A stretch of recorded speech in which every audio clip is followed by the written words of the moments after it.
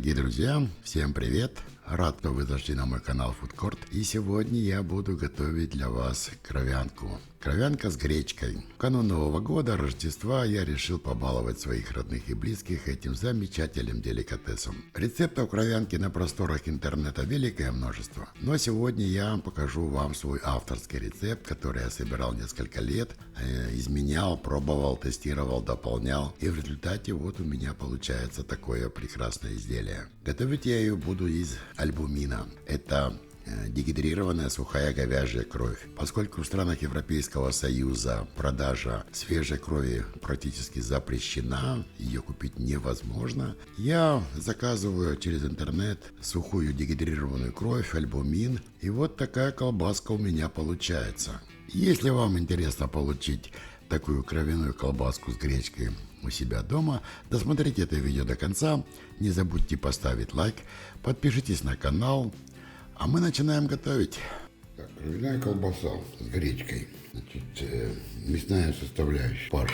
Свиная грудинка, перемолотая в магазине. Вот, значит, грудинка свиная, жирностью тут где-то, наверное, 40%. Свиная шкурка, она отварная. Значит, мясо 1 килограмм, здесь 600 грамм и 400 грамм. Значит, общий вес сырья у меня 2 килограмма мясного сырья. Значит, гречка отварная, значит, она отварилась в обычной воде, вот, с добавлением соли по вкусу. Гречки у меня получается 600 грамм. Лук обжаренный в масле, здесь его у меня 400 грамм, здесь еще килограмм, а здесь сырья, плюс у меня будет альбумин. Посолочная смесь, значит, соль. Здесь из расчета 2% на вес мясного сырья, только мясо, потому что гречка была подсолена. 2% нитритным пополам с поваренной. То есть получилось у меня 2 килограмма мясного сырья, значит 20 грамм соли нитритной и 20 грамм соли поваренной. Значит, из специй сахар из расчета 2 грамма на килограмм общей массы, включая мясо плюс все ингредиенты. Значит, перец черный молотый 2 грамма. Чеснок у меня будет здесь свежий, из расчета 5 грамм на общую массу, здесь 40 грамм чеснока, кориандр 2 грамма и фосфат пищевой. Я использовал для удержания влаги 2,5 грамма на общую массу сырья.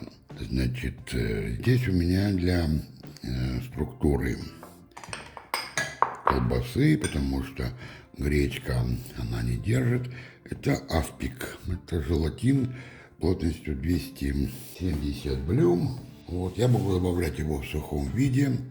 Вот, он при тепловой обработке разойдется. Значит, желатин высокой плотности, да, я покупаю в магазине Craft Store. Вот он, 270 блюм, тут 100 грамм.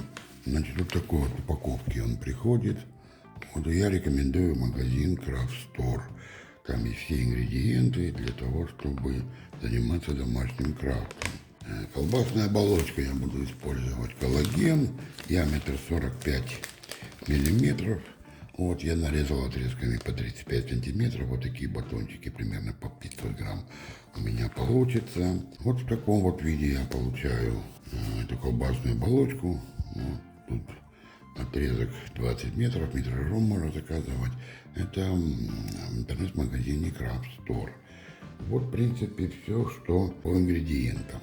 Значит, мясо я пропущу через решетку 5 миллиметров, такой жир будет немножко крупной фракции. Курку, лук и чеснок я прокручу через мясорубку диаметром 203 миллиметра. После того, как подготовлю альбумин, я все смешаю и буду набивать колбасную оболочку. Так, альбумин, сухая кровь, дегидрированная говяжья кровь до состояния такой мелкой пыли. Она очень высокодисперсная. Значит, разводится с обычным молоком. Вот, температура 24-25 градусов комнатная в соотношении 1 к 3. То есть 200 грамм у нас альбумина и 600 миллилитров молока. И в течение 30-40 минут кровь должна набрать влагу. Значит, вот таким образом я покупаю этот альбумин. Вот таких вот он пакетах по 1 килограмму, его можно заказать в интернете. Хранится он у меня в вакуумной упаковке, в пакете и в вакуумной упаковке. То есть вот, в принципе, и все, что нужно знать для этого дела.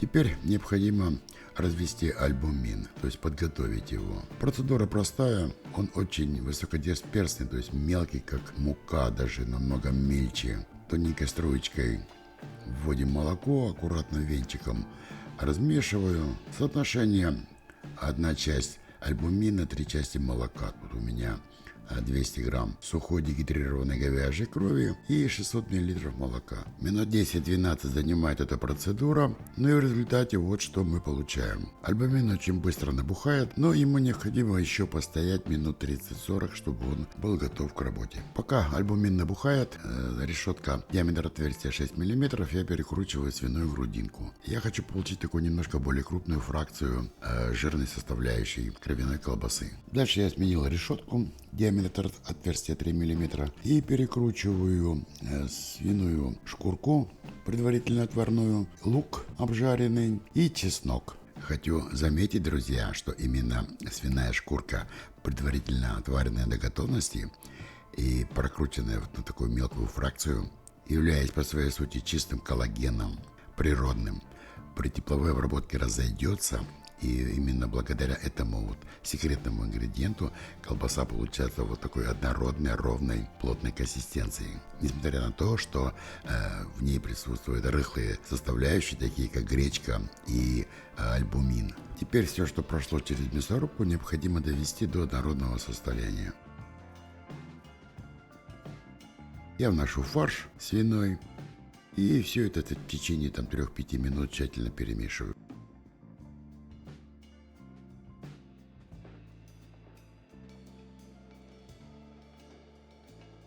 Теперь вношу гречку. Вношу частями, таким образом, чтобы она равномерно распределилась в фарше, чтобы она не собралась там какой-то комок или плотный кусок. И тщательно все перемешиваю. Теперь я вношу посолочную смесь. Подробный состав посолочной смеси, пропорции всех ингредиентов я оставлю в описании к этому видео. Снова добавляю часть гречки и продолжаю вымешивать до однородного состояния еще минут 5-7.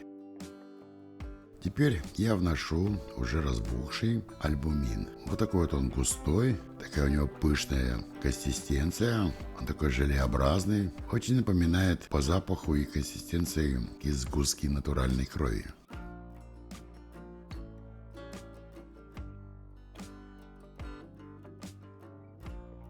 И теперь необходимо еще раз все тщательно перемешать, довести до однородной консистенции.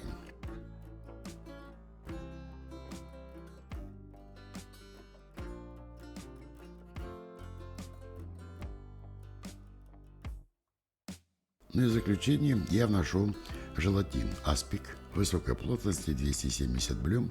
Вношу я его в сухом виде. В процессе тепловой обработки, которую я буду проводить в сous-вид, он разойдется.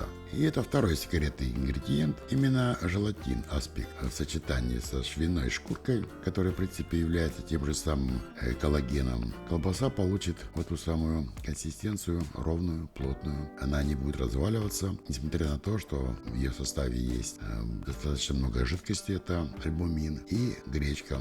В принципе все, фарш готов, теперь контроль температуры. Все ингредиенты я предварительно подмораживал, и вот у меня примерно 10, почти 11 градусов температура фарша. Это в пределах нормы. Для того, чтобы не получить бульонный отек, температура фарша не должна превышать 10-12 градусов. Итак, друзья, двигаемся дальше. Я переместил фарш в колбасный шприц, у меня вертикальный 5-литровый. Вот таким образом я подготовил колбасную оболочку, завязав с одной стороны колбасным шпагатом, и теперь я буду набивать колбасные батоны. Коллагеновая оболочка у меня диаметр 45 мм, она достаточно прочная. Перед употреблением ее необходимо минут на 5-10 замочить водой теплой, и она прекрасно держит достаточно сильную нагрузку. Вот таким образом я уплотняю, перевязываю с двух сторон и формирую все батоны.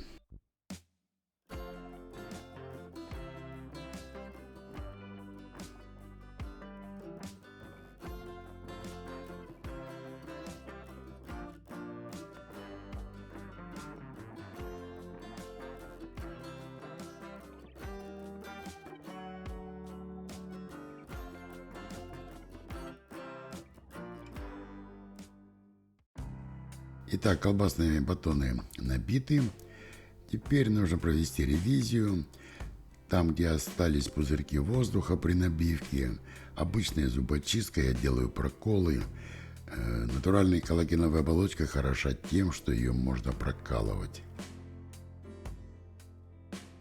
Теперь я подвешиваю за петельки на обычные крючки при комнатной температуре колбасные батоны для усадки и отепления примерно на 1,5-2 часа. Затем я сделаю перевязку уплотнительную и буду проводить тепловую обработку. Вот так выглядит колбаса, кровянка с гречкой после усадки. Пару часов она уплотнилась, отеплилась. Я сделал уплотнительную обвязку. Буквально так вот с обоих сторон подтянул колбасным шпагатом и сделал одну петлю уплотнительную. И теперь я буду упаковывать ее в вакуум и отправлю в сous-вид. Теперь тепловая обработка. Значит, я наполнил пластиковый контейнер водой. Температура воды где-то 45-46 градусов. Запустил ротационный кипятильник. Температуру выставил 68 градусов и время 2 часа. Вот так вот по 4 батончика я упаковал в вакуумную упаковку.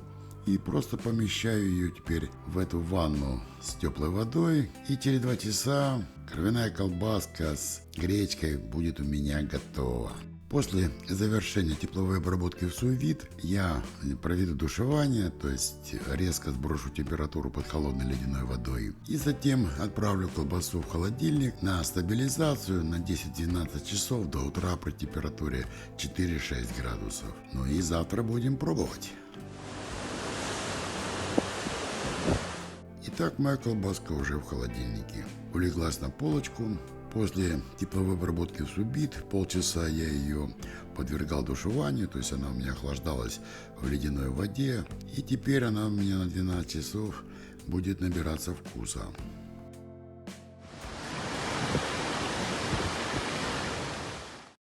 Итак, дорогие друзья, наша эпопея с кровяной колбасой подходит к своему финалу. 12 часов колбаса провела в холодильнике на стабилизации. Смотрите, какая она стала плотная. Никакого бульонного отека. Ну и сейчас пришло время провести вскрытие и посмотреть, что у нас там внутри. Попробовать на вкус и оценить.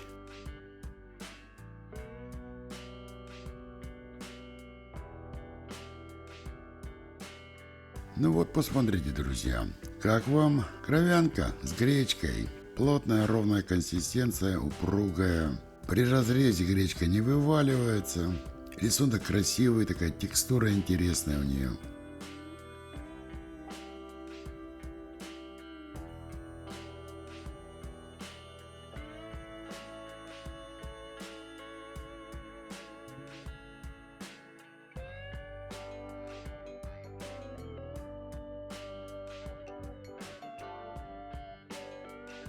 Посмотрите, какая красота, не крошится. Оболочка снимается прекрасно, легко. Смотрите, какая эластичность. Все-таки свиная шкурка и аспик сделали свое дело. Ну и теперь надо попробовать кусочек. Да, я скажу вам, друзья, это оно. Яркий вкус кровянки, чесночок раскрылся, свежий, специи. И самое главное, что вот так вот можно нарезать красиво и подать на тарелочке, и она не будет разваливаться. Очень она будет так эстетично выглядеть. Вот, пожалуйста, вам рецепт кровяной колбаски с гречкой, с секретными ингредиентами. Красота! Дорогие друзья, если вы досмотрели это видео до конца, если вам зашел этот рецепт, этот вариант домашней кровянки с гречкой, вот в такой комплектации, не забудьте поставить лайк этому видео, подписывайтесь на канал Food Court, жмите на колокольчик, оставайтесь на канале, и вы всегда будете первыми получать уведомления о всех новых рецептах.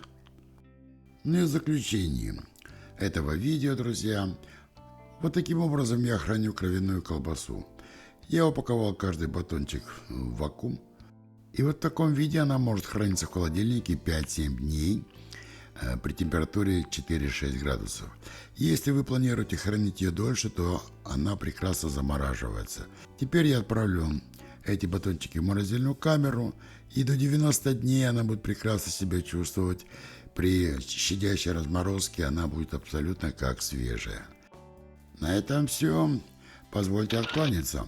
До скорых встреч, дорогие друзья.